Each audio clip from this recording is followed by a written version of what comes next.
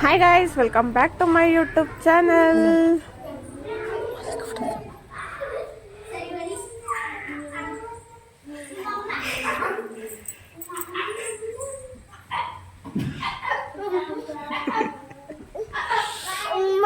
Oh,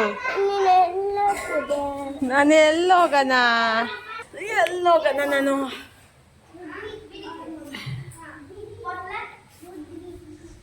ಎಲ್ಲೋಗಣ ನಾನು hi ಮಾಡಲ್ಲ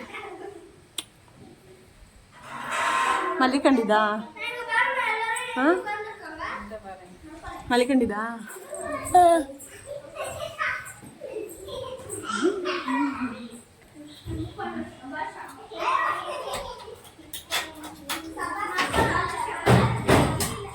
ನಿದ್ದೆ ಮಾಡ್ದ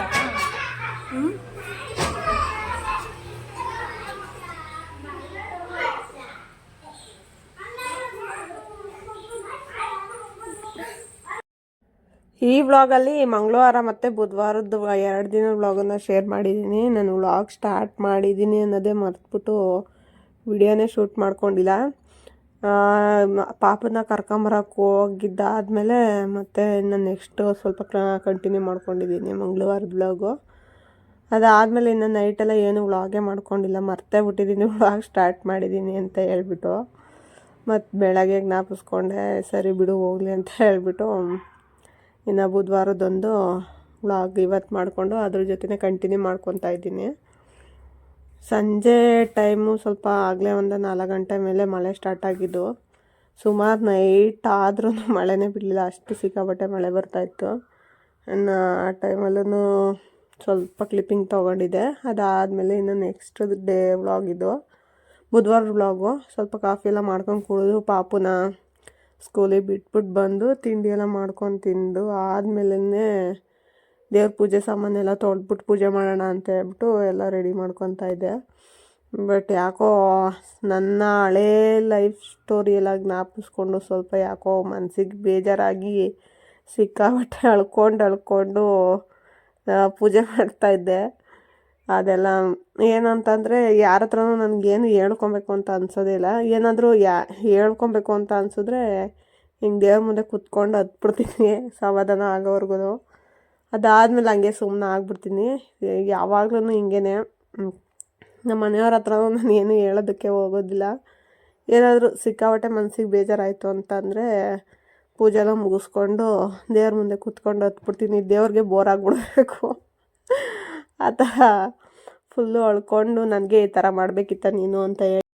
ಇನ್ನು ಬೇಜಾರಾದಾಗ ಏನಾದರೂ ಒಂದೊಂದು ಎಕ್ಸ್ಪರಿಮೆಂಟ್ ಮಾಡ್ತಾಯಿರ್ತೀನಿ ನಾನು. ಅದಕ್ಕೆ ನೋಡೋಣ, ಎಕ್ಸ್ಪರಿಮೆಂಟ್ ಮಾಡೋಣ ಏನಾರ ಒಂದು ಅಂತ ಹೇಳ್ಬಿಟ್ಟು ಸುಮ್ಮನೆ ಕುತ್ಕೊಂಡಿದ್ರೆ ಅದೇ ಬೇಜಾರಾಗ್ತಾ ಇರುತ್ತೆ. ಮತ್ತು ಪದೇ ಪದೇ ಅಳ್ತಾನೇ ಇರ್ತೀನಿ. ಸುಮ್ಮನೆ ಹಳೇದೆಲ್ಲ ಏನೇನೋ ಜ್ಞಾಪಿಸ್ಕೊತಾ ಇರ್ತೀನಿ ಅಂತ ಹೇಳ್ಬಿಟ್ಟು ಏನಾದರೂ ಒಂದು ಬೇರೆ ಏನಾದರೂ ಕೆಲಸದಲ್ಲಿ ಮೈಂಡ್ ಡೈವರ್ಟ್ ಮಾಡ್ಕೊಂಬಿಟ್ರೆ ಸರಿ ಹೋಗುತ್ತೆ ಅಂತ ಹೇಳ್ಬಿಟ್ಟು ಪೂಜೆ ಆಗಿದ ತಕ್ಷಣ ಸ್ವಲ್ಪ ಮನೆಯಲ್ಲೆಲ್ಲನ ಈ ಪೂಜೆಗೆ ಬಳಸ್ಕೊಂಡಿರೋ ಹೂಗಳನ್ನ ಎಲ್ಲ ಸ್ವಲ್ಪ ಎತ್ತಿಟ್ಟಿದೆ. ಅದು ಯಾವಾಗಿಂದ ಕಲೆಕ್ಟ್ ಮಾಡಿದ್ದೆ ಅಂತಂದರೆ ನಾನು ಯೂಟ್ಯೂಬ್ ಸ್ಟಾರ್ಟ್ ಮಾಡೋಕ್ಕಿಂತ ಮುಂಚೆಯಿಂದ ಕಲೆಕ್ಟ್ ಮಾಡಿದ್ದೆ ಹೂವು ಎಲ್ಲನ. ಯಾವತ್ತಾದರೂ ಒಂದಿನ ಟ್ರೈ ಮಾಡೋಣ ಅಂತ ಹೇಳ್ಬಿಟ್ಟು ಇದು ಹೋಮ್ ಮೇಡು ಕೋನು ಸಾಂಬ್ರಾಣಿ ಬರುತ್ತಲ್ಲ, ಅದನ್ನು ಮಾಡೋಣ ಅಂತ ಹೇಳ್ಬಿಟ್ಟು ಹೂವು ಎಲ್ಲ ಕಲೆಕ್ಟ್ ಮಾಡಿ ಇಟ್ಟಿದ್ದೆ. ನನಗೆ ಏನಾದರೂ ಯೂಟ್ಯೂಬಲ್ಲಿ ನೋಡಿದ್ರೆ ಸಾಕು, ಅದನ್ನು ಒಂದ್ಸಲ ಎಕ್ಸ್ಪರಿಮೆಂಟ್ ಮಾಡಿಬಿಡ್ಬೇಕು, ಇಲ್ಲಾಂದರೆ ಸಮಾಧಾನ ಆಗೋಲ್ಲ. ಅದರಿಂದ ನೋಡೋಣ ಕರೆಕ್ಟಾಗಿ ಬರುತ್ತಾ, ಚೆನ್ನಾಗಿ ಬರುತ್ತಾ ಇಲ್ವಾ ಅಂತ ಹೇಳ್ಬಿಟ್ಟು ಒಂದು ಸಲ ಟ್ರೈ ಮಾಡೋಣ ಅಂತ ಹೇಳ್ಬಿಟ್ಟು ಪೂಜೆ ಆಗಿದ ತಕ್ಷಣ ನೋಡೋಣ ಮಾಡಿ ಒಂದು ಸಲ ಚೆನ್ನಾಗಿ ಬಂದರೆ ಹಾಗೆ ಒಂದು ವಿಡಿಯೋ ಮಾಡಿ ಹಾಕೋಣ ಅಂತ ಹೇಳ್ಬಿಟ್ಟು ಮಾಡಿದೆ. ಬಟ್ ಚೆನ್ನಾಗೇನೋ ಬಂತು. ಅದು ಇನ್ನೂ ಹಚ್ಬಿಟ್ಟು ಕೂಡ ನಾನು ನೋಡಿಲ್ಲ ಯಾವ ಥರ ಬರುತ್ತೆ ಏನು ಅಂತ ಹೇಳ್ಬಿಟ್ಟು. ನಮ್ಮ ಮನೆಯವ್ರು ಯಾವಾಗ್ಲೂ ಅದು ಸಾಂಬ್ರಾಣಿ ಹಾಕ್ತಾನೆ ಇರ್ತಾರೆ ವಾರ ಮಾಡಬೇಕಾದ್ರೆಲ್ಲನ. ಅದರಿಂದ ನೋಡೋಣ ಚೆನ್ನಾಗೇನಾದರೂ ಬಂತು ಅಂತಂದರೆ ನೆಕ್ಸ್ಟ್ ಟೈಮಿಂದ ಮಾಡ್ಕೊಬೋದು.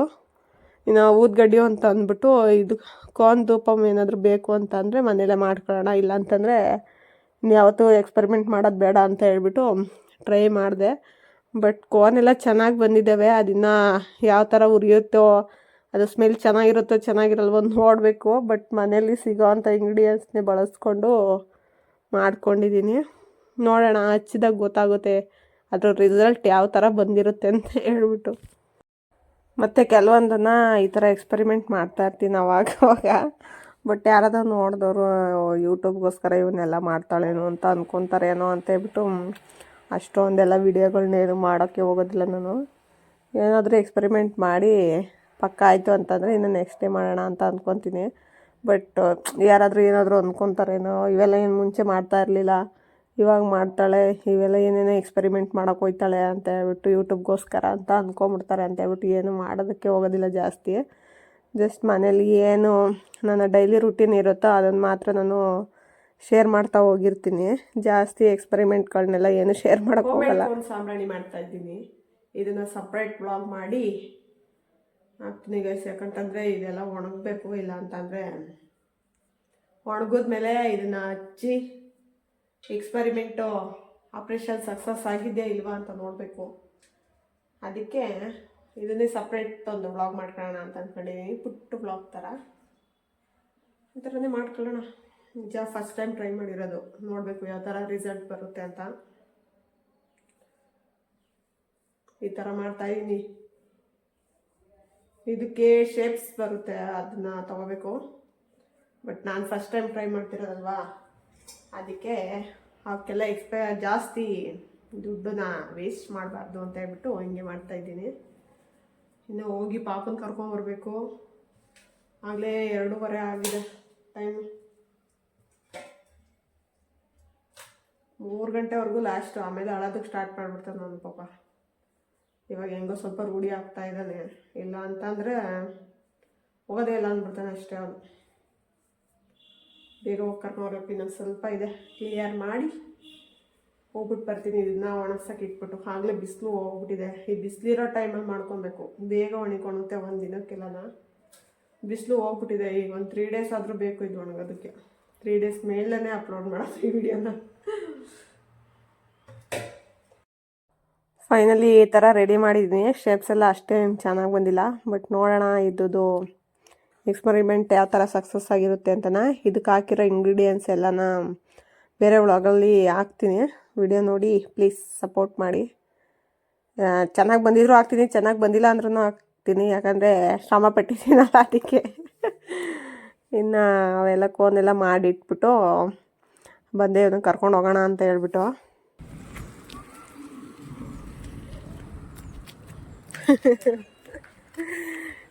ಶೇಮ್ ಅಳ್ತಾನೆ ಅನ್ಬೇಕು. ಶೇಮ್ ಮಾಡ್ರಿ ಎಲ್ಲ.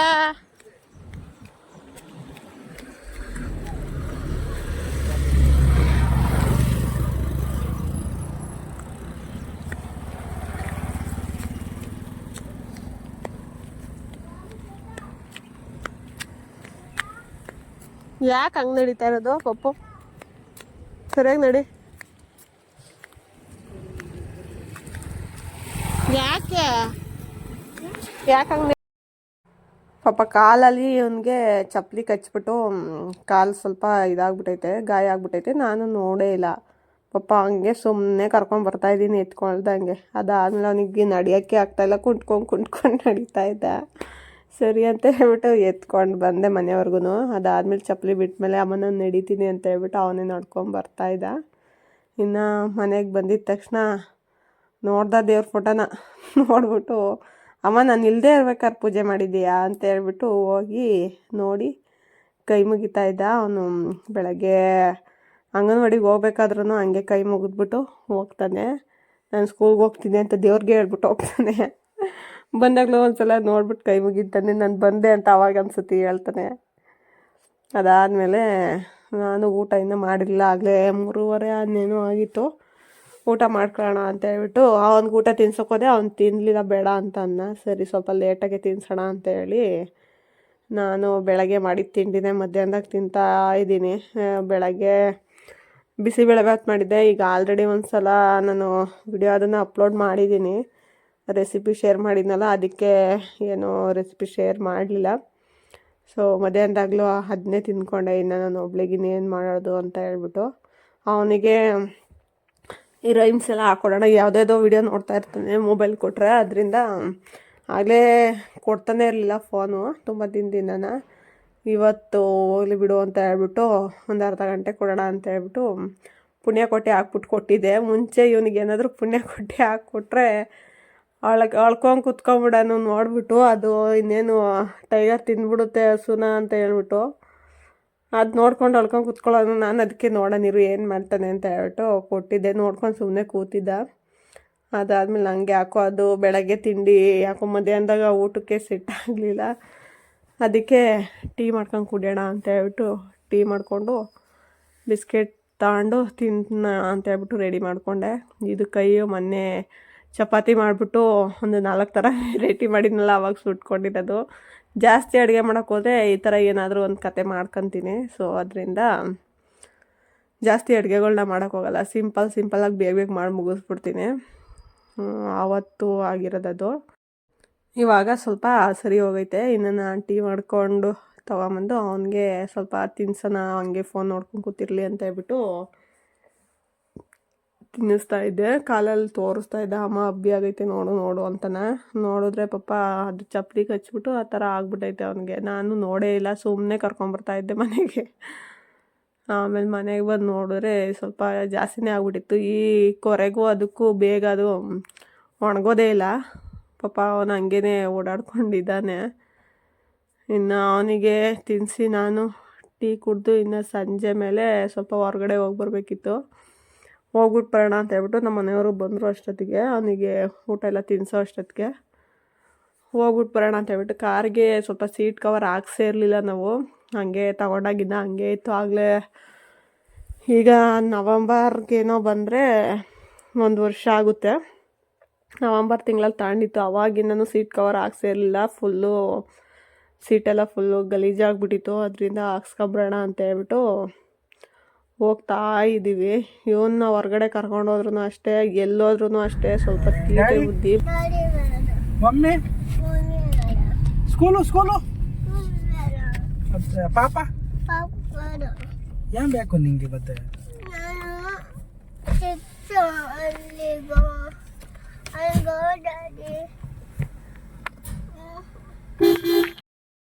ಪಾರ್ಕಿಗೆ ಕರ್ಕೊಂಡೋಗಿಲ್ಲ ಅಂತ ಹೇಳ್ಬಿಟ್ಟು ಅಳ್ಕೊಂಡು ಬರ್ತಾಯಿದ್ದ. ಫುಲ್ಲು ಮಳೆ ಹೋಗಿದ್ಬಿಟ್ಟೈತೆ. ಅಲ್ಲಿ ಆಟಾಡೋದಕ್ಕೂ ಆಗೋದಿಲ್ಲ. ಫುಲ್ಲು ಮಳೆಲ್ಲ ನೆಂದೋಗ್ಬಿಟ್ಟಿರುತ್ತೆ. ಇನ್ನೇನು ಆಟಾಡ್ತಾನೆ ಅಂತ ಹೇಳ್ಬಿಟ್ಟು ಮನೆಗೆ ಕರ್ಕೊಂಬಂದ್ವಿ. ಅದಕ್ಕೆ ಅಳ್ತಾ ಇದ್ದ, ಹೋಗೋಣ ಅಂತ ಹೇಳ್ಬಿಟ್ಟು ಇನ್ನು ಮನೆಗೆ ಕರ್ಕೊಂಬಂದು ಸಮಾಧಾನ ಆಗಲಿ ಅಂತ ಹೇಳ್ಬಿಟ್ಟು ನಾವು ಹೆಂಗೂ ಟೀ ಕುಡಿಬೇಕಾಗಿತ್ತಲ್ಲ, ನಾನು ಟೀ ಕುಡ್ತಿದ್ದೆ ಆಗಲೇ. ನಮ್ಮನೆಯವ್ರು ಕುಡಿಬೇಕಾಗಿತ್ತಲ್ಲ, ಅದ್ರ ಜೊತೆಗೆ ಹಂಗೆ ಬೋಂಡನು ಮಾಡು ಅಂತ ಅಂದರು. ಮಾಡೋಣ ಅಂತ ಹೇಳ್ಬಿಟ್ಟು ಮಾಡ್ತಾಯಿದ್ದೀನಿ. ಸ್ವಲ್ಪ ಕಡಿಮೆನೇ ಮಾಡಿದ್ದೆ. ಅದಾದಮೇಲೆ ತಿಂದು ಅವರು ಸ್ವಲ್ಪ ಹೊರಗಡೆ ಹೋದರು. ನನ್ನ ಮಗ ಫುಲ್ಲು ನನಗೆ ಡೈಲಿ ಈ ಥರ ಕೆಲಸ ಕೊಡ್ತಾನೆ. ನನಗಂತೂ ಡೈಲಿ ಬಟ್ಟೆ ಮನೆ ಕಸ ಮುಸ್ರೆ ನೋಡಿ ನನಗಂತೂ ಬೇಜಾರಾಗ್ಬಿಟ್ಟಿತ್ತು. ನೆನ್ನೆಲ್ಲ ಫುಲ್ಲು ಅಳ್ಕೊಂಡು ಕೆಲಸ ಮಾಡ್ತಾಯಿದ್ದೆ. ಯಾವಾಗಲೂ ನನಗಂತೂ ಸಾಕಾಗೋಯ್ತು ಅಂತ ಹೇಳ್ಬಿಟ್ಟು ಕೆಲವೊಂದು ಸಲ ಈ ಥರ ಬೇಜಾರಾಗುತ್ತೆ. ಕೆಲವೊಂದು ಸಲ ಹಾಗೆ ನಾನೇ ಸರಿ ಹೋಗ್ಬಿಡ್ತೀನಿ, ಬಿಡು ಹೋಗ್ಲಿ ಇನ್ನೇನು ಮಾಡೋಕ್ಕಾಗುತ್ತೆ ಅಂತ ಹೇಳ್ಬಿಟ್ಟು ಇನ್ನು ಕೆಲಸ ಎಲ್ಲ ಮುಗಿಸ್ಕೊಂಡು ಊಟ ಮಾಡಿ ಮಲ್ಕೊಂಡ್ವಿ. ನೈಟ್ ಊಟಕ್ಕೆ ಎಗ್ ಬಿರಿಯಾನಿ ಮಾಡ್ಕೊಂಡಿದ್ದೆ. ಸೊ ಆಗಲೇ ರೆಸಿಪಿ ಶೇರ್ ಮಾಡಿರೋದ್ರಿಂದ ನಾನು ಇದರಲ್ಲಿ ಯಾವುದೇ ರೀತಿ ಅಡುಗೆಗಳ್ದ ರೆಸಿಪಿ ಶೇರ್ ಮಾಡಿಲ್ಲ. ಸೊ ಕೆಲಸ ಜಾಸ್ತಿ ಅಂತ ಹೇಳ್ಬಿಟ್ಟು ತಲೆ ಮೇಲೆ ಕೈ ಎತ್ಕೊಂಡು ಕುತ್ಕೊಂಡ್ಬಿಟ್ಟಿದ್ದೀನಿ. ವ್ಲಾಗ್ನ ಎಂಡ್ ಮಾಡೋಣ. ವಿಡಿಯೋ ಇಷ್ಟ ಆಗಿದ್ರೆ ಪ್ಲೀಸ್ ಒಂದು ಲೈಕ್ ಮಾಡಿ ಮತ್ತು ಸಬ್ಸ್ಕ್ರೈಬ್ ಆಗೋದನ್ನು ಮರಿಬೇಡಿ. Thank you.